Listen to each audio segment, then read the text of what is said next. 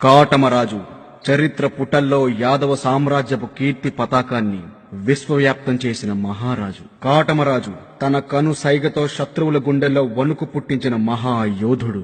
కాటమరాజు శ్రీకృష్ణుడి 23వ తరంవాడు. యాదవ వంశంలో పెద్దిరాజు పెద్దమ్మలకు కాటమరాజు జన్మించాడు. కాటమరాజును అతను సోదరి పంపా నూకను కళ్యాణ సంస్థానం రాణి అయిన ముద్దమ్మ పెంచి పెద్ద చేసింది. కాటమరాజు తన 7వ ఏటనే సింహాసమును అధిష్ఠించెను. తరువాత 46 సంవత్సరాలు ఉత్తర భారతదేశాన్ని రాజ్యమేలెను.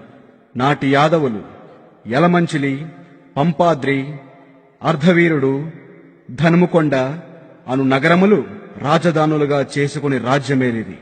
వీటిలో యలమంచిలి, పంపాద్రి అనే ప్రదేశములు విశాఖ జిల్లాలో కలవు.